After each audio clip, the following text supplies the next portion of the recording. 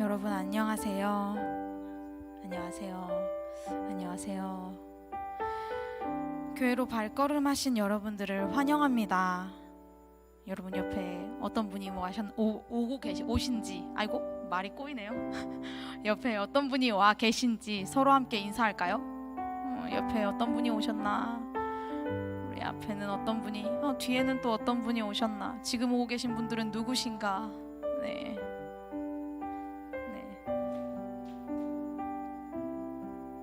오늘도 이렇게 함께 공동체에서 예배 드릴 수 있음이 감사입니다. 말씀을 나누고 예배 시작하길 원합니다. 나눌 말씀은 누가복음 15장 4절에서 7절입니다. 우리 함께 읽어볼까요? 혹시 지금 성경을 찾을 수 있다면 누가복음 15장 4절에서 7절 말씀을 같이 찾아서 읽을 수 있으면 좋을 것 같아요.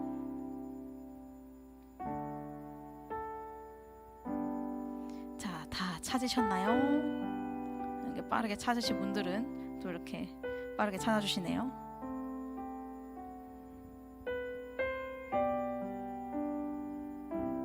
그러면은 같이 합독하도록 하겠습니다.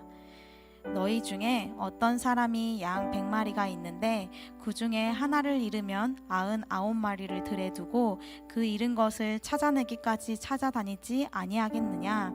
또 찾아낸즉 즐거워 어깨에 메고 집에 와서 그 벗과 이웃을 불러 모으고 말하되 나와 함께 즐기자. 나의 잃은 양을 찾아내었노라 하리라. 내가 너희에게 이르노니 이와 같이 죄인 한 사람이 회개하면 하늘에서는 회개할 것이 없는 의인 99으로 인 말미암아 기뻐하는 것보다 더하리라. 아멘. 잃어버린 양 한 마리 같은 저희를 하나님께서 찾으시고 부르셨습니다. 저희를 찾으시고 하나님은 즐거워하시고 기뻐하셨습니다. 무려 이웃들에게 나의 잃은 양을 찾아내었노라고 소문도 내시면서요. 이 말씀을 대하면서 저희를 찾기 위해 십자가에 달리신 그 사랑과 여전히 잃어버린 양들을 찾으시는 하나님을 묵상하게 되었습니다.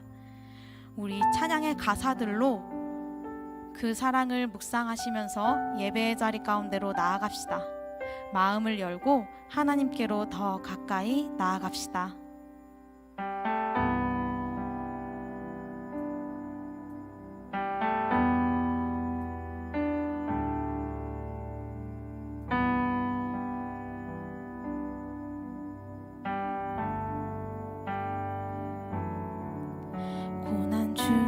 주 음성 들을 수 없다 해도 참된 진리 되신 주 나는 붙드네. 폭풍이 몰려와도 험한 길을 간대도 믿음에 두 손 들고 주 신뢰해. 내게 행하신 그 놀라운 일 생명 주신 주를 기억하네.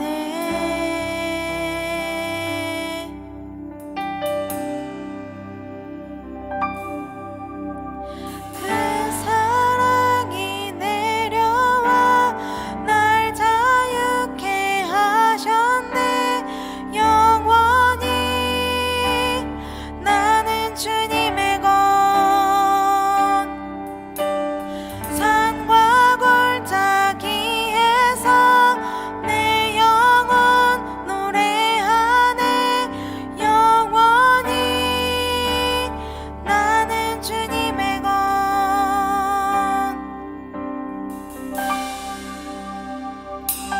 고난 중에 주 음성 들을 수 없다 해도 참된 진리 되신 주 나는 붙드네. 폭풍이 몰려와도 험한 길을 간대도 믿음에 두 손 들고 주 신뢰해.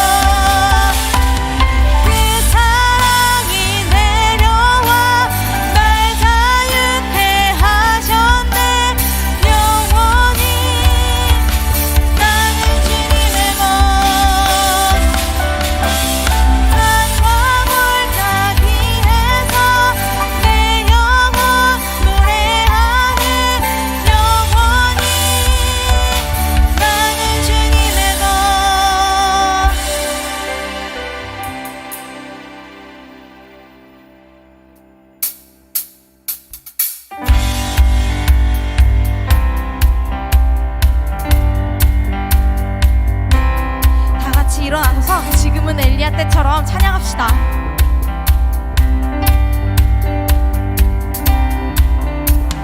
지금은 엘리야 때처럼 주 말씀이 선포되고 또 주의 종 모세의 때와 같이 언약이 성취되네.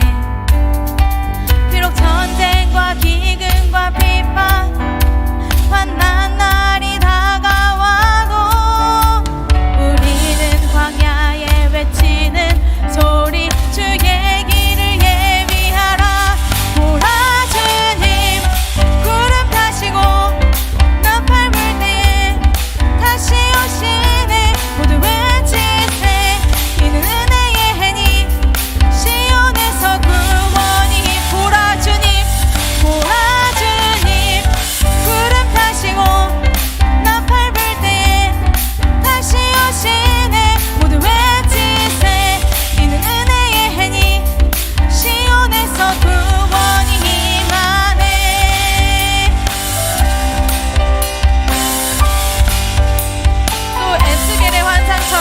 또 에스겔의 환상처럼 마른 뼈가 살아나며 주의 종 모세 때와 같이 예배가 회복되네. 추수할 때가 이르러 들판은 이어졌네. 추수할 일꾼 되어 주 말씀을 선포하리. 보라 주님 구름 타시고 나팔 불 때에 다시 오시네. 모두 외치세 이는 은혜의 해니 시온에서 구원. 보라 주님 구름 타시고 나팔 불 때에 다시 오시네. 모두 외치세 이는 은혜의 해니 시온에서 구원. 목소리로 고백합시다. 보라 주님 구름 타시고 나팔 불 때에 다시 오시네. 모두 외치세 이는 은혜의 해니 시온에서 구원이 임하네. 보라 주님 구름 타시고 나팔 불 때에 다시 오시네. 모두 외치세 이는 은혜의 해니 시온에서 구원이 임하네. 보라 주님 구름 타시고 나팔 불 때에 다시 오시네. 모두 외치세 이는 은혜의 해니 시온에서 구원이 임하네. 아멘.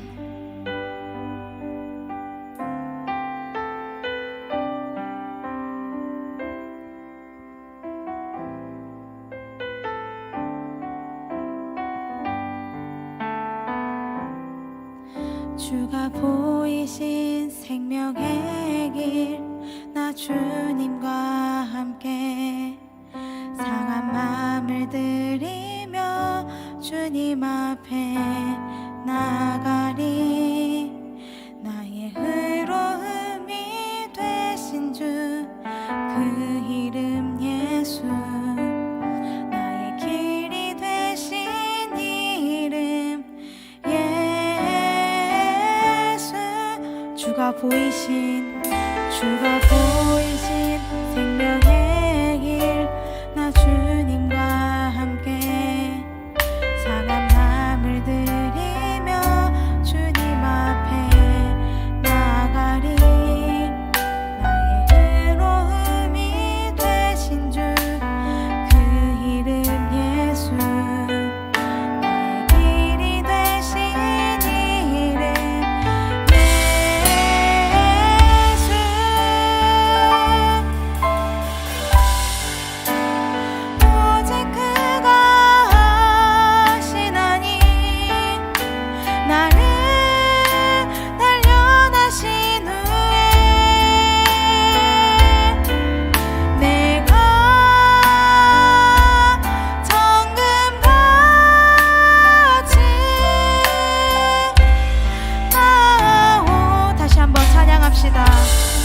보이신 생명의 길, 주가 보이신 생명의 길, 나 주님과 함께 상한 마음을 들이며 주님 앞에 나가리. 나의 의로움이 되신 주, 그 이름 예수, 나의 길이 되신 이 이름 예수. 나의 길 오직 그가 하시나니, 나를 단련하신 후에 내가 정금같이 나오. 나의 길 오직 그가 하시나니, 나의 길 오직 그가 하시나니, 나를 단련하신 후에 내가 정금같이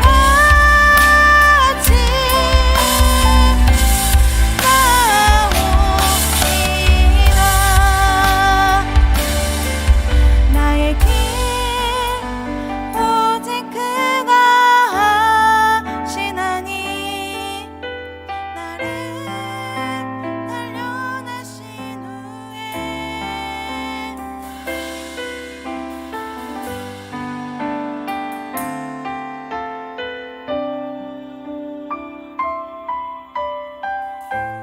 나오리라.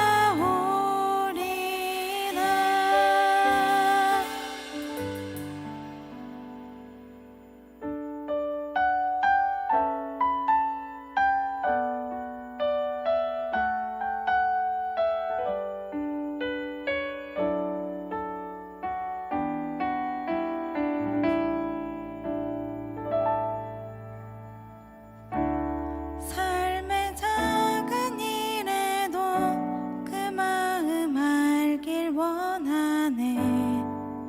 그 길, 그 좁은 길로 가길 원해. 나의 작음을 알고 그분의 크심을 알며 소망, 그 기쁜 길로 가길 원하네.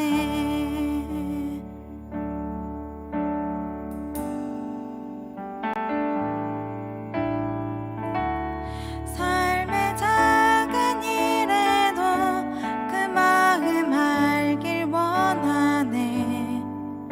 그 길, 그 좁은 길로 가길 원해. 나의 작음을 알고 그분의 크심을 알며 소망, 그 기쁜 길로 가길 원하네.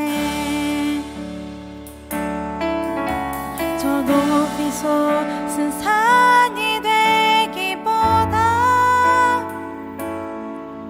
여기 오름직한 동산이 되길. 내 가는 길만 비추기보다는 누군가의 길을 비춰준다면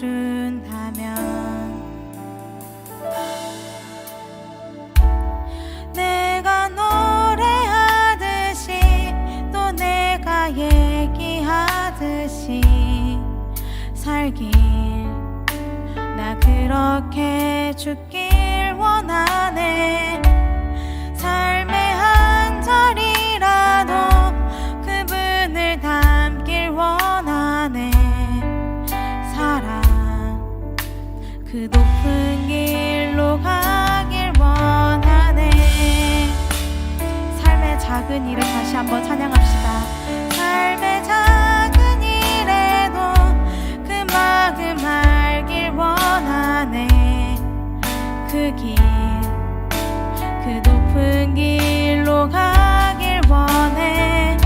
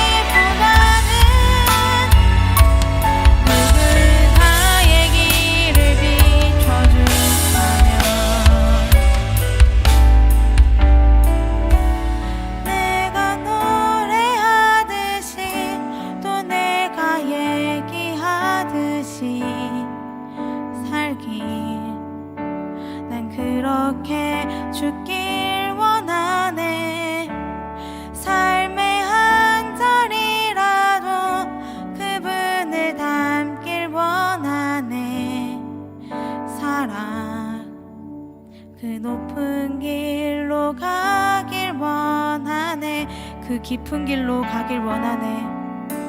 그 깊은 길로 가길 원하네.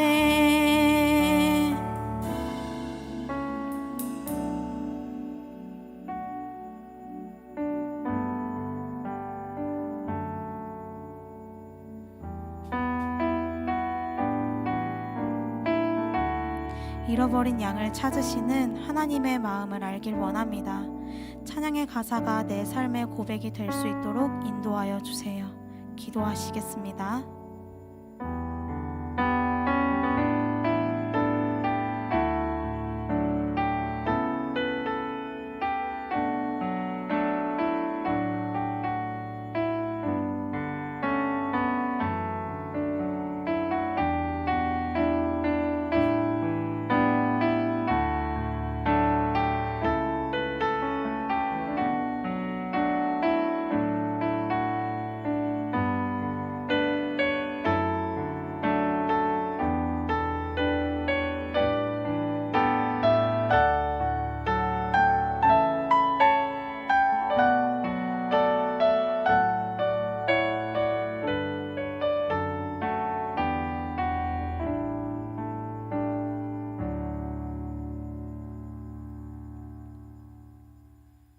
사도신경으로 신앙 고백하시겠습니다.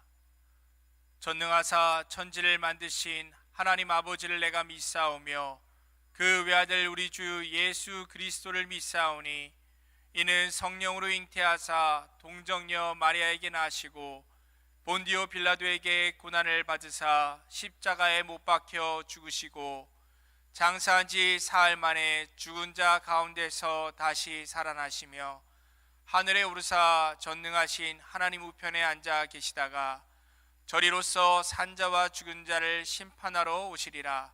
성령을 믿사오며 거룩한 공회와 성도가 서로 교통하는 것과 죄를 사하여 주시는 것과 몸이 다시 사는 것과 영원히 사는 것을 믿사옵나이다. 아멘. 2장 찬송으로 하나님께 영광 올리겠습니다.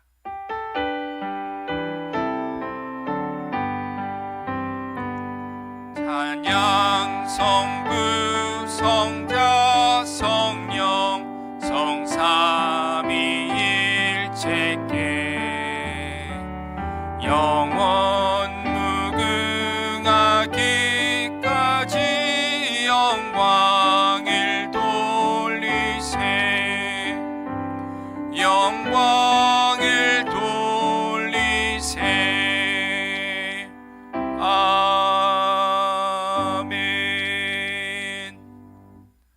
주태준 집사님 나오셔서 기도해 주시겠습니다.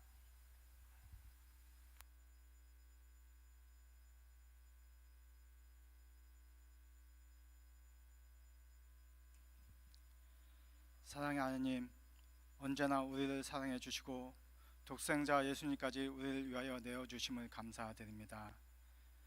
나의 하나님, 나의 아버지여, 하나님께 경배와 찬양을 드리기 위하여 예배의 자리에 청년부 지체들이 모였습니다. 이 자리에 함께하여 주시고 홀로 영광 받아 주시옵소서.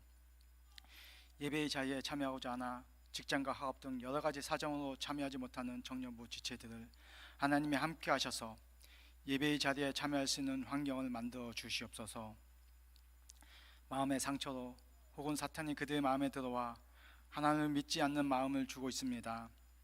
마음의 상처를 치유하여 주시고 하나님을 믿는 믿음이 더욱 굳건해질 수 있도록 성령님이 그들의 마음속에 함께하여 주시옵소서. 모두가 함께함으로 예배의 자리가 차고 넘치는 은혜의 자리가 되게 하여 주시옵소서. 청년부들을 기억하여 주시고 우리가 드는 기도의 내용들이 하나도 땅에 떨어지지 않고 모든 기도의 내용들이 응답받기를 원합니다. 청년부들을 위하여 수고하는 많은 지체들 하나님이 함께 하심으로 하나님의 힘으로 모든 일들을 행할 수 있게 하여 주시고 그 수고가 헛되지 않고 열매 맺을 수 있도록 도와주시옵소서. 말씀을 준비하시는 목사님, 청년부들 생각하며 그 말씀을 준비하였습니다. 말씀 가운데 하나님이 함께 하시고 청년부들의 삶에 그 말씀이 힘과 능력이 되게 하여 주시옵소서. 청년부가 준비하고 계획한 많은 일들 가운데 하나님이 함께 하셔서 그들의 생각과 계획이 아닌 하나님이 계획이 되게 하여 주시고 이를 통하여 살아계신 하나님을 만나고 은혜 받는 청년부가 되게 하여 주시옵소서. 청년부 행사에 모든 청년들이 참여할 수 있게 이끌어 주시옵소서. 모든 행사가 하나님의 은혜 가운데 마칠 수 있도록 하여 주시옵소서. 상처받는 지체들이 생기지 않도록 서로가 서로를 돌볼 수 있는 또는 돌아볼 수 있는 시간 되게 하여 주시옵소서. 예수님의 이름으로 기도드립니다. 아멘.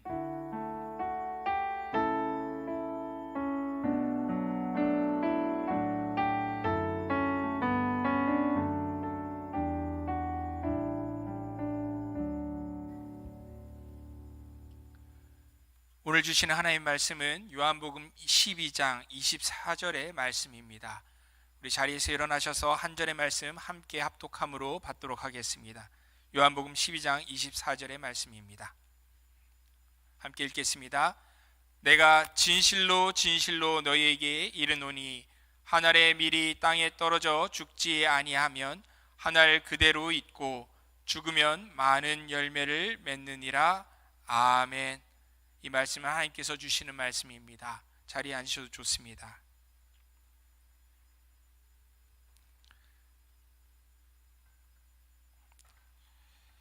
요한복음 12장 24절은 진실로 진실로라는 표현으로 그 문장이 시작됩니다. 이 표현은 히브리어에 있어서 최상급 표현입니다. 즉 예수님의 모든 말씀이 진리임에도 불구하고 주님께서 진실로 진실로라고 강조하실 때에는 우리는 그 말씀을 우리의 인생을 정말 진지하게 집중해서 받아들여야 할 것입니다. 예수님께서 말씀하십니다. 한 알의 밀이 땅에 떨어져 죽지 아니하면 한 알 그대로 있고 죽으면 많은 열매를 맺는다. 너무나 익숙하면서도 아름다운 비유의 말씀 같습니다. 하지만 이 말씀이 곧 예수님 자신의 그 십자가 죽음을 암시하는 것을 생각할 때에, 그리고 그분을 따르는 모든 신자들이라면 자신의 십자가를 지고 따라야 한다라는 예수님의 가르침을 생각할 때에 우리는 이 말씀을 결코 낭만적으로만 받아들일 수가 없습니다. 수많은 생명이 태어나기 위해서는 아이러니하게도 하나가 죽어야 한다는 것입니다. 한 알의 밀이 죽고 사라져야 한다는 것이죠. 여러분은 어떻습니까? 하나님의 그 선한 일을 위하여 예수님께서 그러신 것처럼 죽을, 희생할 준비가 되어 계십니까? 오늘 저는 이기풍 목사님이라는 한 인물의 생애를 여러분들께 자세히 소개하려고 합니다. 이기풍 목사는 1868년 11월 21일에 평양에서 태어났습니다. 여기 그의 청년 때와 노년 때의 사진들이 있습니다. 사진 한번 띄워주시면 감사하겠습니다. 그는 어렸을 때 총명하였지만 나이가 들고는 늘 술에 취해 사람들을 들이받는 사음꾼이 되어서 평양에서 악명이 자자했습니다. 하루는 이기풍이 평양 장터에서 군중 속을 다닐 때에 둘러싸여 누군가가 서투른 조선말로 책자를 읽고 있는 것을 보았습니다. 그것은 바로 두 번째 사진 한번 보여주십시오. 마포 삼열 선교사라는 인물이었습니다. 그는 외국인에 대한 이유 없는 반감이 들어서 발밑에 있는 돌을 들어 그에게 집어던졌습니다. 마포 삼열 선교사는 그 돌을 턱에 맞아 피를 뿌리며 그 자리에 거꾸러졌고 이기풍은 도망쳐 버렸습니다. 사진 내려주셔서 감사합니다.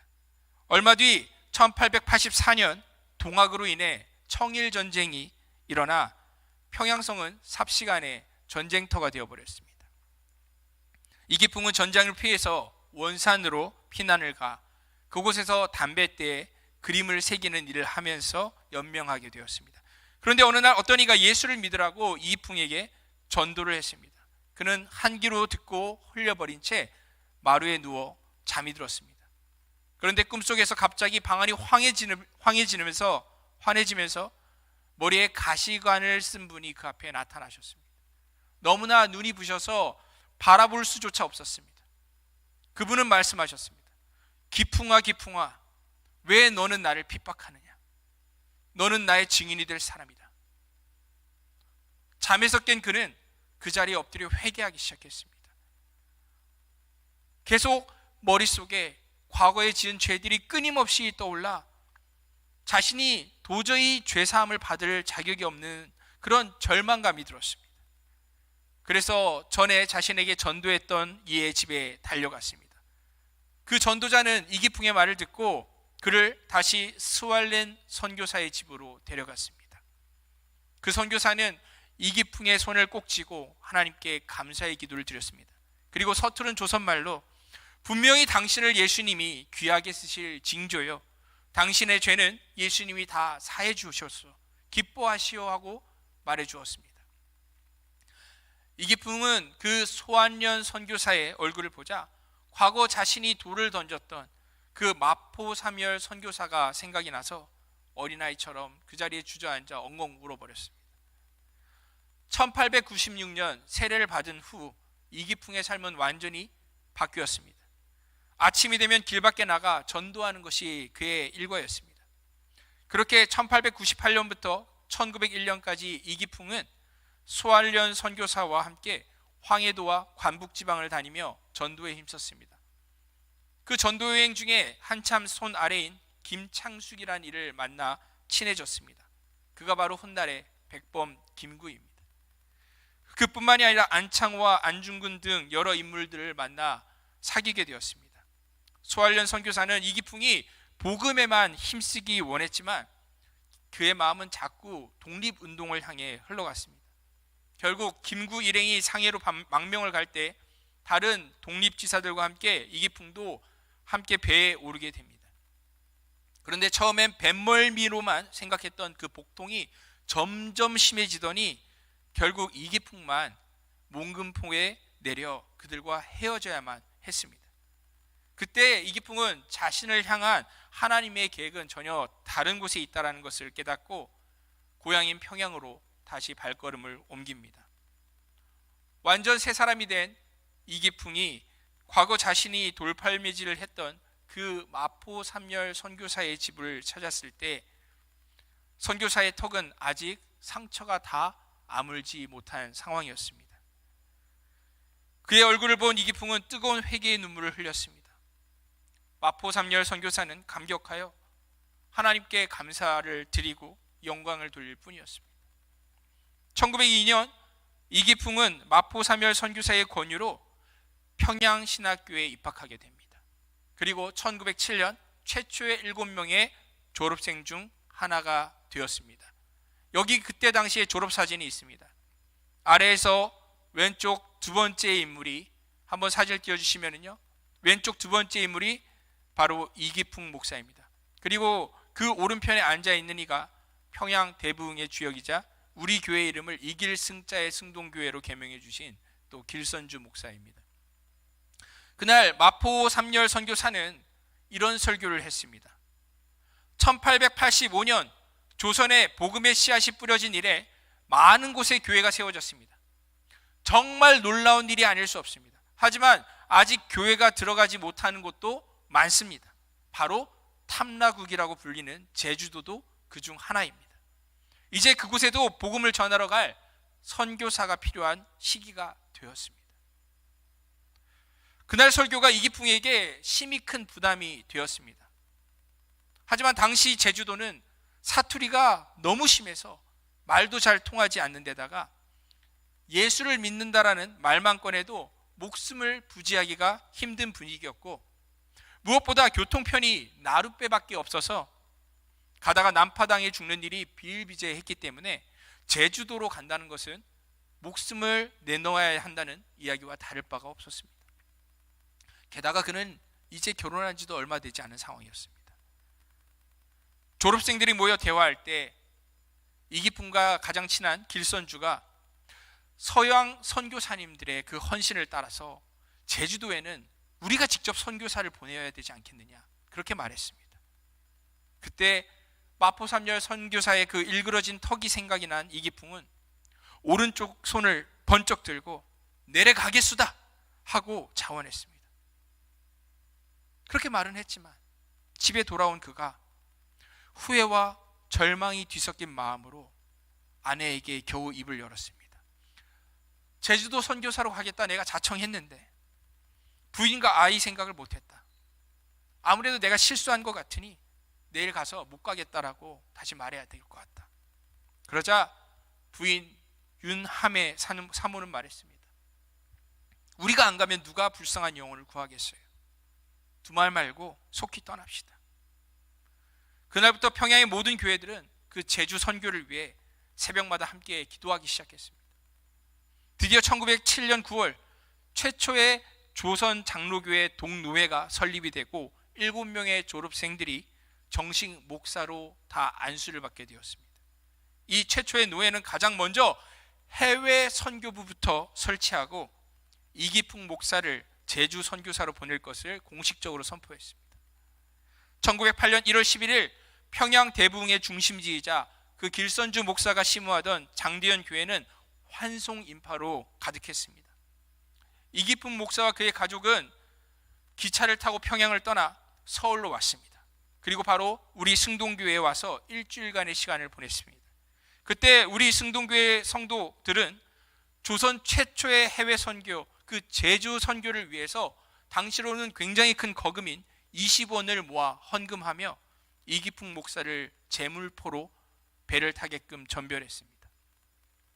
그때 당시 찍고 간 사진이 바로 이 가족 사진이 하나 있는데, 사진을 한번 보여주시면 가족 사진을 보면은 그때 서울을 떠날 때의 장면을 볼 수가 있습니다. 조그마한 목선을 타고 풍랑 끝에 목포에 도착한 그는 가족들을 그곳에 먼저 남겨두고 자신만 제주도로 들어가 거처를 준비하고 돌아오기로 합니다. 그런데 오히려 한 달 후에 이기풍 목사가 탄 배가 난파했다라는 슬픈 소식이 사모에게 들려왔습니다. 그녀는 금식하며 기도하기 시작했습니다. 그러자 한 달 후에 다시 소식이 들려왔습니다. 풍랑으로 배에 탄 모든 이가 다 물에 빠져 죽었지만 이기풍 목사 한 사람만 겨우 살아서 헤엄쳐 추자도에 올랐다는 소식이었습니다. 그런 어려움을 통과한 끝에 이기풍 목사는 겨우 제주도에 발을 딛게 되었습니다. 사진 내려주셔도 괜찮습니다. 그렇게 이기풍 목사가 제주도에 올라 주 예수를 믿으시오 그렇게 외쳤지만 돌아오는 것은 제주도 사람들의 증오에 찬 눈빛과 핍박뿐이었습니다. 아무도 방을 빌려주지 않아 밤이 되면 할 수 없이 한라산 기슭에 올라 돌을 베고 잠을 자야 했습니다. 그는 어떻게 해야 저 불쌍한 영혼들을 구해낼 수 있을까 하는 그 간절한 마음에 바위를 부둥켜 안고 밤을 새워가며 기도했습니다. 그러나 사람들은 좀처럼 그 복음을 받아들이지 않았고 먹을 것을 나눠주지도 않았고, 그래서 풀뿌리와 냇물로 연명하는 날이 하루하루 늘어갔습니다. 결국 하루는 저 멀리 해녀들이 보여서 그들에게 다가가려고 가는 길에 힘이 없어 쓰러지고 말았습니다. 다시 정신을 차렸을 땐 해녀 한 사람이 그를 내려다보고 있었습니다. 그는 다시 살아난 것보다도 제주도 사람과 이야기를 나눌 수 있다는 사실이 너무 기뻐서 복음을 전했습니다. 놀랍게도 그 해녀는 복음을 받아들이고 예수님을 믿겠다 대답했습니다. 그녀가 바로 제주도에서 거둔 첫 번째 열매였습니다. 어느 날 장터를 지나다가 그가 과거 서울에서 전도했던 김재원이라고 하는 인물을 만날 수 있었습니다. 그는 그로부터 왜 그렇게 제주도 사람들이 복음의 냉담한지를 들을 수 있었습니다.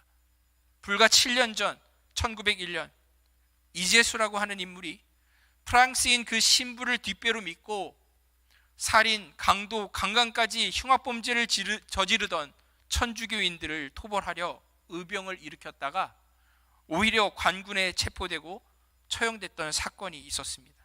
신축 밀란이라고 하는 이 사건으로 제주도 사람들이 300명이 넘게 죽었습니다.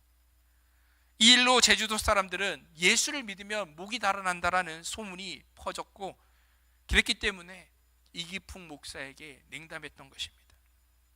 그는 지쳐있던 이기풍 목사에게 김행권과 홍순홍이라고 하는 두 사람을 소개해 주었습니다. 특별히 김행권은 그가 거처할 수 있는 집을 처음으로 마련해 주어서 그 집에서 첫 예배를 드리게 되었습니다. 그곳이 바로 제주 땅의 첫 교회, 제주 성안교회의 시작이었습니다. 하지만 제주도 선교는 여전히 어렵기만 했습니다. 여러 달 동안 제주도 곳곳을 굶고 다니면서 산기슭이나 마국간이나 닥치는 대로 잠을 자면서 전도했지만 결신자가 더 한 사람이 나타나지를 않았습니다. 오히려 200명의 제주도민들이 이기풍 목사를 죽이겠다고 함께 작정했다라는 그런 소문만이 들릴 뿐입니다. 건강에도 이상이 와서 결국 몸이 가눌 수 없게 되었습니다. 결국 그는 너무 낙심해서 편지를 썼습니다. 마포 삼열 선교사에게 제주 선교를 포기하고 다시 평양으로 돌아가고 싶다고. 하지만 그가 받아든 답장의 내용은 이랬습니다. 편지는 잘 받았습니다. 그런데 당신이 내 턱을 때린 그 흉터가 아직 아물고 있지 않으니 이 흉터가 아물 때까지 더욱 분투 노력하시오. 나의 흉터가 없어지면 그때 오도록 하시오. 이기풍 목사는 그 편지를 보고 대성통곡 회개했습니다. 그러자 놀랍게도 다시 복음의 열정이 샘솟았습니다. 그때부터 그는 늘 일할 때에 입는 바지를 품에 가지고 다니다가 만나는 사람마다 그 집에 머무르면서 무상으로 며칠씩 일해주고 그렇게 복음을 전하기 시작했습니다. 그러던 어느 날 마을에 큰 홍수가 나서 사람들이 물살에 떠내려가는 사건이 일어났는데 그때 이기풍 목사는 목숨을 걸고 물 안에 들어가서 5명이나 사람들을 구해냈습니다. 이 일로 제주도 사람들의 태도가 조금씩 변해가기 시작했습니다. 하루는 도둑질을 일삼는 미친 사람이 길에 뛰어다녀서 그가 안아서 집에 데려오는 일이 있었습니다. 아무리 쇠사슬로 묶어두어도 어느 틈에 그것을 풀고 도망가는 것이 일쑤였습니다. 이기풍 목사는 그를 위해 기도하기 시작했습니다. 그러자 평소 같으면 금방 도망쳤을 텐데 그 사람이 도망을 가다 말고 마당에 풀썩 주저앉아 버리는 것입니다. 왜 도망을 못 가는가? 그렇게 묻자 그 사람은 보통 자기 대장이 와서 발에 묶인 쇠사슬을 풀어주었는데 오늘은 천군 천사가 긴 창을 들고 집을 둘러싸고 있는 통에 자기 대장이 지금 못 들어오고 있다는 것입니다. 저기 담장에 대장이 앉아 있는 것이 안 보이냐고 그렇게 이야기하는 것입니다. 그때부터 부부는 더욱 힘을 다해 기도했고 결국 그 사람에게서 귀신이 떠나가고 그가 예수님을 믿고 장차 집사가 되는 일이 일어났습니다. 이 일이 있고 나자 예수교 목사가 병을 고친다는 소문이 온 제주도에 쫙 퍼졌고 교회로 각종 환자들이 밀어닥치기 시작했습니다. 그때 당시에 찍은 사진이 하나가 있는데 흐릿한 흑백 사진을 한번 보면 가족들의 얼굴들을 볼 수 있습니다. 하지만 많은 이들을 기도로 고침을 받게 하고서도 정작 자신의 셋째 아들이 원인을 알 수 없는 병에 걸려서 고열로 죽어가는데 그러면서 그 아들이 갈치를 먹고 싶어요 라고 이야기를 했는데 이기풍 목사의 가족은 가난 때문에 갈치 한 마리 약 한 첩 먹이지 못한 채 그 아들을 떠나보내게 됩니다.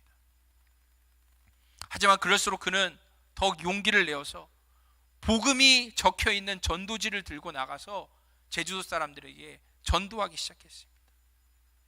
그런 복음 전도의 그 결과 이기풍 목사처럼 목숨을 걸고 제주도의 그 오랜 우상과 미신, 조상 숭배 악습을 버리는 이들이 나타나기 시작했습니다. 예수님을 믿는 사람들이 나타나기 시작했습니다. 1912년 제주 선교 5년차 선교 보고서에 따르면 그리스도인이 전무했던 제주도에 성내 교회를 비롯한 3개의 교회와 5개의 기도처가 생겼고 교인 수가 400명에 이르게 되었다는 것을 우리는 알 수 있습니다. 그 주일에 그는 전 교인들을 다 물러 모아놓고 하나님께 5주년 감사 예배를 드렸습니다. 그날의 성경 본문이 요한복음 12장 24절 말씀이었습니다. 내가 진실로 진실로 너에게 이르노니 한 알의 밀이 땅에 떨어져 죽지 아니하면 한 알 그대로 있고 죽으면 많은 열매를 맺느니라. 평양에서 건달로 살던 시절 마페 선교사를 돌로 쳤던 이야기, 제주도로 오다가 풍랑을 만나 목숨을 잃을 뻔했던 이야기, 제주도에서 전도가 되지 않아 고통에 몸부림쳤던 이야기. 그런데 그런 무수한 고통의 그 굴을 빠져나온 지금 이렇게 복을 받아 설교하게 되었다라는 고백이었습니다. 그 설교를 듣던 교인 모두가 울기 시작했습니다. 그러자 마찬가지로 감정이 북받친 이기풍 목사는 외쳤습니다. 여러분, 우리는 오늘 인간이 살아가는데 고난을 참아내는 인내가 얼마나 소중한 것인지를 배웠습니다. 또 인내가 얼마나 대단한 결과를 만들어내는지도 배웠습니다. 앞으로도 우리에게 또 어떤 고난이 닥쳐올지 모릅니다. 하지만 우리 모두 하나님이 주시는 인내로 다 이겨내야 합니다. 우리는 그렇게 할 수 있습니다. 제주 선교 7년이 되던 해 과로로 성대가 상한 목소리가 잘 나오지 않게 된 이기풍 목사는 요양을 위해 육지로 돌아오게 됩니다. 고향 평양에는 많은 사람들이 환영의 깃발을 들고 마중 나와 있었습니다. 그리고 평양에 있는 기간 그는 신민회와 접촉하게 되어 그 후 비밀리에 독립운동을 돕게 됩니다. 1918년 전라도 지방으로 간 이기풍 목사는 전라도 광주에 가서 북문안 교회의 2대 목사가 됩니다. 한국이 최초로 담임 목사가 됩니다. 그런데 부임 후에 얼마지 않아 광주에 콜레라가 돌아 갓 2살밖에 안 된 넷째 아들이 전염이 되어 또 세상을 떠나고 맙니다. 사역 가운데 벌써 자식을 둘이나 잃어버린 이기풍 목사는 너무 큰 충격에 빠졌고 실어증에 걸리고 맙니다. 심한 관절염과 고막이 터지는 고통까지 함께 닥쳤지만 오히려 그의 마음속에는 다음해 3월에 계획하고 있는 독립 만세 운동에 대한 걱정뿐이었습니다. 그때 곁에서 유남의 사모가 격려하며 말했습니다. 나라 잃은 불쌍한 영혼들을 끝까지 구해야 하지 않겠습니까? 아내의 말에 이기풍 목사는 마음을 다잡고 치료에 전념했습니다. 북문안 교회 성도들도 그의 뜻을 대신 품고 광주 지역의 3.1 운동을 주도해 갔습니다. 교인들이 잡혀가고 교회 부지까지도 다 몰수당하는 그런 위기에 빠졌지만 건강을 회복한 이기풍 목사는 다시 독립운동을 도울 뿐만이 아니라 전도를 해서 교회를 크게 부흥되게 했습니다. 1921년이 되어 이기풍 목사는 제10대 총회장이 되어서 조선 장로교 전체를 섬기게 되었습니다. 하지만 그 임기가 끝나자마자 이번에는 순천으로 가서 순천중앙교회 복음을 전파하게 됩니다. 그 교회도 또한 크게 부흥했습니다. 그래서 이제 어쩌면 이기풍 목사는 존경받으면서 편안하게 목회를 할 수도 있는 상황이었습니다. 하지만 두 부부는 그 모든 것을 그 자리에 내려두고 더 외진 고흥지방으로 떠나갑니다. 공읍교회에 간 그들은 나 환자들과 행력변자들을 집안에까지 들이면서 그렇게 전도합니다. 천대받던 이들이 두 부부를 아버지 어머니처럼 여겼습니다. 그렇게 고흥지방의 많은 영혼들이 구원을 받자 1927년 이기풍 목사는 다시 자신의 그 첫사랑이 있는 제주도로 배를 타고 떠나갑니다. 그런데 다시 찾은 제주 성도들의 삶은 너무나 궁핍하고 피폐했습니다. 그래서 그는 더욱 제주도를 위해 눈물로 매일 기도했습니다. 하나님 아버지 감사합니다. 저는 죄인 중에 괴수입니다. 부디 저 불쌍한 조선의 백성들, 이 제주도의 사람들을 구하여 주시옵소서. 이후 62세의 나이에 이번엔 전남 벌교로 가서 완전히 교회가 없는 지역에 새롭게 교회를 개척해 복음을 전하고 또 37년도에는 이른의 노구의 나이에 여수 남면 우항리로 가서 그곳을 기점으로 돌산과 안산 등 주변 5개의 섬들을 배를 타고 다니면서 복음을 전했습니다. 그때 마지막 여수에서 사역할 때 찍은 사진이 남아 있는데 이것이 그의 마지막 모습을 보여주고 있습니다. 그러던 중 1938년 9월 일제의 강압에 의해 마지막의 마지막까지 버티고 있던 장로교마저 신사참배를 하기로 굴복하여 결의하기에 이릅니다. 그 슬픈 소식에 이기풍 목사는 통탄을 금할 수 없었습니다. 그래서 교단의 결정과는 달리 강단에서 신사참배를 하지 말아야 할 것을 더욱 강조했습니다. 결국 그 해에 성탄 예배 강단에 올라서 그는 말했습니다. 일본이 이렇게 죄를 지으면 하나님의 채찍이 임하시고 결국에는 망할 것입니다. 그로 인해 일본 순사들이 교회에 들이닥쳐 이기풍 목사가 그동안 미국인의 스파인 노릇을 했고 국가를 모독했다면서 날조된 제목으로 그를 잡아 가뒀습니다. 노구의 그를 거꾸로 매달아 불에 지지며 때리고 끔찍한 전기 고문을 해댔습니다. 도저히 버티기 힘든 고난이었습니다. 하지만 그는 굴하지 않았습니다. 하루는 막내딸 사례가 찾아와 딱 5분 동안 그를 면회할 수 있었습니다. 이미 그의 몸은 이빨이 다 빠져버리고 뼈와 가죽만 남은 만신창이였습니다. 하지만 그는 딸에게 말했습니다. 사례야, 절대 우리가 받는 고난을 원망하지 말아라. 이 애비는 잘 참고 있단다. 하나님이 기뻐하실 거야. 결국 이기풍 목사가 옥중에서 죽었다는 소문이 퍼지면 곤란해질 것이라 생각한 일제는 몸이 쇠해가는 그를 가석방해 주기로 합니다. 하지만 그는 아직 옥중에 있는 다른 목사들도 많은데 자신만 풀려날 수는 없다고 그것을 거절합니다. 결국 순사들은 이기풍 목사를 강제로 경찰서 밖으로 내동댕이 쳐버렸습니다. 그렇게 여수로 돌아온 이기풍 목사는 병석에 누워 이렇게 말했습니다. 1907년 같이 평양신학교를 졸업한 6 동지들은 나보다 먼저 하늘나라로 올라가 내가 오기를 기다리고 있을 거야. 내가 해방을 보고 천국에 가려고 기도를 했지만 이렇게 쇠약해졌으니 아마 못 보고 가겠지. 그리고 그는 경찰서에 두고 온 목사들이 죽는 날까지 담대한 믿음과 변치 않는 신앙을 주시기를 하나님께 끊임없이 기도했습니다.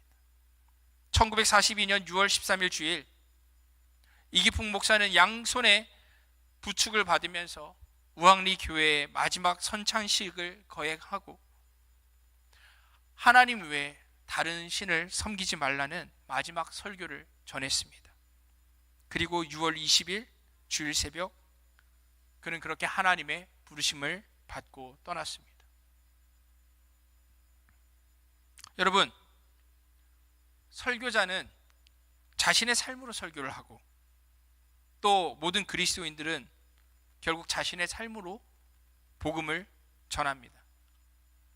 그런 점에서 이기풍 목사님은 자신이 남긴 요한복음 12장 24절의 설교를 그대로 살았습니다. 많은 구원의 열매를 거두기 위해 자신이 죽어지는 그 십자가의 삶을 그분은 살았습니다. 이기풍 목사님이 처음 발을 디딘 지 114년이 지난 지금의 현재 제주도에는 35개 교단 450개의 교회 6만 9천 명의 신자가 생겼습니다. 아직 전체 인구의 10% 정도밖에 안 되는 비율이고 진짜 제주도 토착민들 중에 복음을 받아들인 사람들은 3%밖에 아직 안 된다라고 이야기하지만 보십시오. 특별히 우리 청년부에도 제주도에서 올라온 지체들이 있지 않습니까? 이들을 보십시오. 이기풍 목사님 그 한 사람이 자기 생명을 다해서 복음을 전한 그 선교와 전도의 열매들이 이 예배당에 이렇게 자리하고 있지 않습니까? 그 복음을 사역을 위해서 우리 승동교회 선조들이 그렇게 기도하면서 특별히 헌금을 드린 그 열매들이 있지 않습니까? 사랑하는 형제자매 여러분, 왜 이기풍 목사님이라고 복음 전하는 그 삶이 힘들지 않았겠습니까? 사도 바울도 고린도후서 11장에서 이렇게 말하지 않습니까? 내가 수고를 넘치도록 하고 옥에 갇히기도 더 많이 하고 매도 수없이 맞고 여러 번 죽을 뻔하였으니 유대인들에게 40에서 하나 감한 매를 5번 맞았으며 3번 태장으로 맞고 1번 돌로 맞고 3번 파선하고 일주일을 깊은 바다에서 지냈으며 여러 번 여행하면서 강의 위험과 강도의 위험과 동족의 위험과 이방인의 위험과 시내의 위험과 광야의 위험과 바다의 위험과 거짓 형제 중에 위험을 당하고 또 수고하며 애쓰고 여러 번 자지 못하고 줄이며 목마르고 여러 번 굶고 춥고 헐벗었노라. 이런 수없는 고난을 당하면서도 왜 바울은 전도와 선교의 그 걸음을 멈출 수 없었던 것일까요? 이기풍 목사님도 왜 그렇게 고된 삶을 살았는데 전도의 그 발걸음을 멈출 수 없었던 것일까요? 디도서 1장 3절에서 바울은 말합니다. 자기 때에 자기의 말씀을 전도로 나타내셨으니 이 전도는 우리 구주 하나님이 명령하신 대로 내게 맡기신 것이라. 구원을 위한 예수님의 복음을 하나님께서 전파하기 원하시는데 그 전파하시는 그 방법이 무엇이라고요? 전도로만, 복음을 전하는 그 전도로만 복음이 흘러간다는 것입니다. 그 전도가 무엇이라고요? 우리 모두를 향한 구주 하나님의 명령이라고 성경은 말씀합니다. 예수님께서 십자가에 죽으셔서 복음이 되셨습니다. 그리고 그 복음을 위해서 사도들이 죽었습니다. 그리고 그 죽음 때문에 이 세상이 복음을 전달받았고 그 놀라운 은혜가 감사해서 또 선교사들은 바다를 건너 멀고 먼 여기 한반도까지 와서 복음을 전하다 죽었습니다. 그리고 이기풍 목사님과 같은 우리의 믿음의 조상들도 그 놀라운 그 은혜가, 그 거룩한 명령이 너무나 컸기에 그 말씀에 순종해서 복음을 전하였고 또한 자신이 하늘의 미랄로 그렇게 죽어졌습니다. 그래서 바로 우리가 지금 여기에 이렇게 예배하고 있는 것입니다. 이제 누구 차례겠습니까? 이제 우리가 전도와 선교의 그 복음의 한 알의 밀이 되기를 그렇게 소원합니다. 그런 여러분들이 되시기를 감히 축복합니다. 우리 함께 이 시간 찬양하며 기도의 자리로 나아가기 원합니다.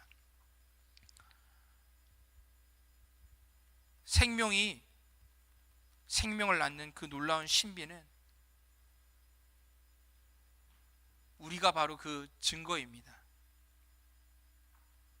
예수님으로부터 보여주셨던 그 죽음이 생명을 낳는 아이러니가 바로 우리까지 이렇게 열매 맺음으로 흘러왔습니다. 우리도 함께 그 놀라운 복음의 비밀을, 그 복음의 놀라운 아이러니를 이 시간 다시 한번 묵상하면서 함께 고백했으면 좋겠습니다. 찬양했으면 좋겠습니다. 세상을 구원하기 위해, 세상을 구원하기 위해 흘려야 할 피가 필요하다면 죄인을 대신하기 위해 희생의 제물 필요하시다면 내 생명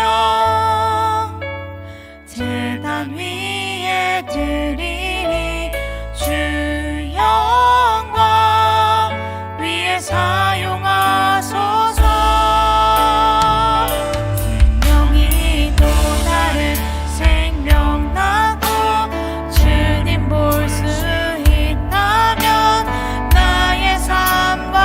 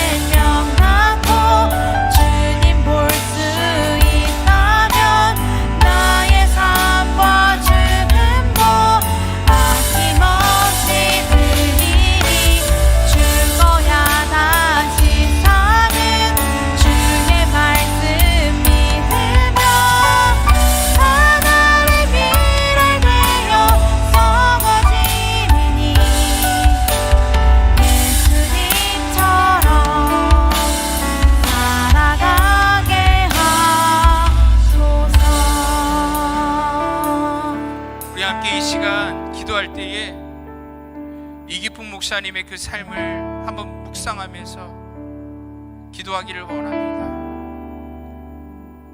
정말로 한 알의 밀이 죽어지는 것이 많은 생명을 낳게 하는 그 길이라는 예수님의 말씀을 그대로 믿었던 이기풍 목사님은 그 앞에 갔던 수많은 믿음의 선진들이 갔던 그 길을 정말로 힘들고 어려웠지만, 괴롭고 고통스러웠지만, 결국엔 그 삶이 순교로 끝이 났지만 그럼에도 불구하고 그 믿음으로 그 걸음을 갔습니다. 수많은 이들이 그 걸음으로 그 길을 갔기 때문에 생명이 생명을 낳았고, 그 생명이 생명을 흘러 우리가 예수 그리스도를 나의 구주, 나의 하나님으로 고백하며 이 시간 그분을 예배하게 되었습니다. 앞으로 또 오는 세대가 있고, 여전히 예배당 밖에는 수많은 영혼들이 하나님을 알지 못해서 사망의 길로 걸어가고 있는데, 저들에겐 누가 복음을 전하겠습니까? 누가 작은 희생을 해야 하겠습니까? 누가 그 복음을 전하는 수고를 감당해야 되겠습니까? 그 거룩한 명령 앞에, 그 거룩한 은혜 앞에 우리가 정직하게 반응했으면 좋겠습니다. 주님, 저를 사용해 주시옵소서. 먼 곳으로, 낯선 곳으로 제 생명을 다 드리지는 못할지라도 주님, 혹시 부르신 자리에 복음을 전할 수 있는 기회가 있다면, 정말로 작은 수고, 작은 친절이라도 제가 할 수 있다면, 이 작은 삶을 통해서 예수님을 드러낼 수만 있다면 주님, 저를 사용하여 주시옵소서. 그래서 이 작은 삶을 통하여서도 많은 생명들이 돌아오는 놀라운 그 일을 하나님께서는 하시오니, 그 일을 저희의 삶을 통하여서 일으켜 주시옵소서. 주님, 은혜를 베풀어 주시옵소서. 우리가 이 시간 주님 한번 부르짖으며 함께 기도하도록 하겠습니다. 주여,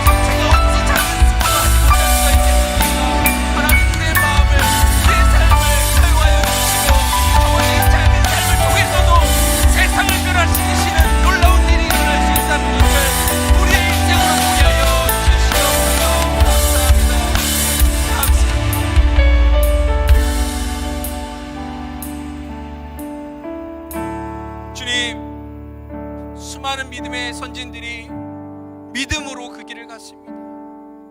예수님의 말씀을 믿었기 때문에 그 믿음으로 자신의 삶을 드렸고, 그 한 삶이 정말로 죽어졌을 때에 많은 생명들이 구원을 받는 놀라운 일이 일어났고, 그 역사의 끝에 바로 우리가 서 있습니다. 그 놀라운 그 하나님 앞에서의 복음의 경주에 이제 우리가 그 바톤을 이어받는데, 하나님, 이 작은 삶을 사용 사용하여 주시옵소서.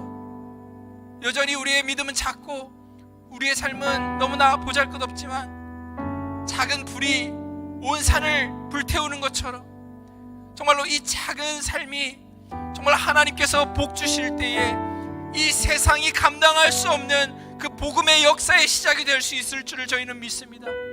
하나님, 저희들의 이 작은 믿음의 고백, 저희를 사용하여 주시옵소서. 저희가 하나님 앞에 작은 간구를 드렸사오니 주님 바라옵건대 저희의 삶을 주장하여 주셔서 정말로 생명이 또 다른 생명을 낳는 놀라운 일 가운데 저희를 사용하여 주시옵소서.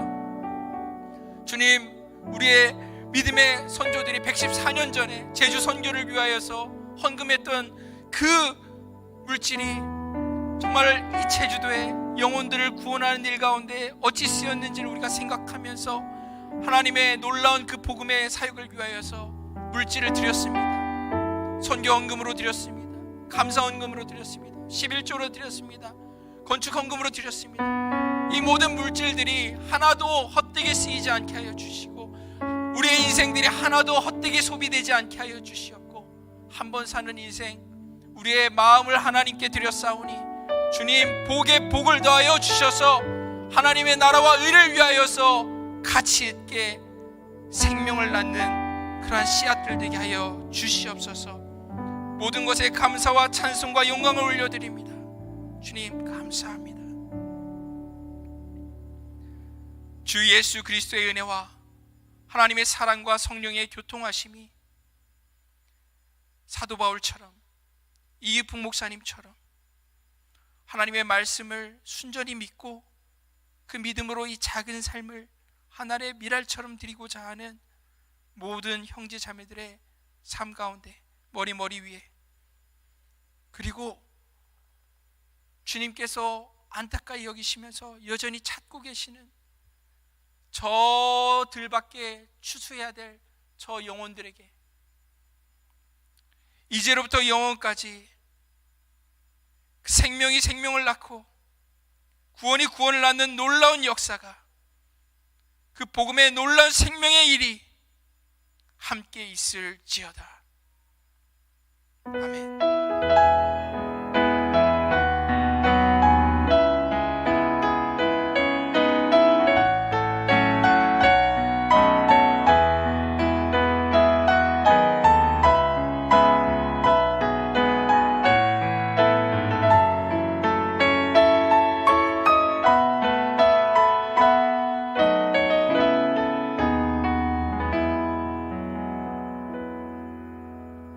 시간입니다.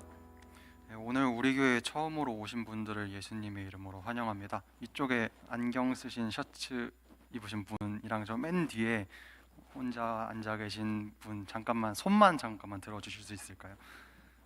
네, 여성분도 한 분 계시네요. 네, 환영의 박수로 맞아주시겠습니다. 감사합니다. 잘 오셨습니다. 네. 3부 예배는 청년 예배 형식으로 드리지만 누구나 참여가 가능한 예배이오니 모두가 감사한 마음으로 예배에 참석해 주시기 바랍니다. 본 예배는 헌금 수집 시간이 예배 중에 따로 마련되어 있지 않습니다. 예배당 들어오실 때 뒤에 있는 헌금함에 넣어주시면 저희가 하나님께 감사함으로 봉헌하도록 하겠습니다.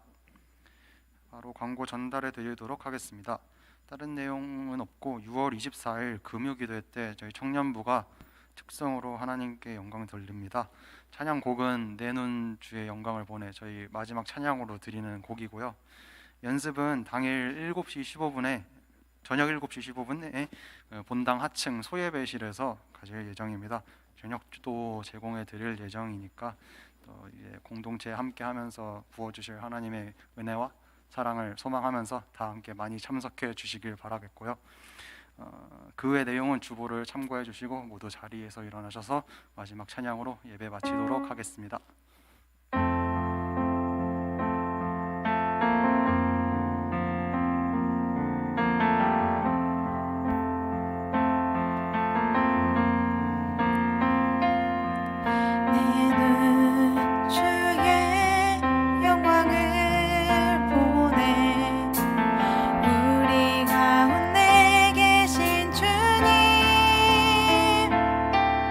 주님의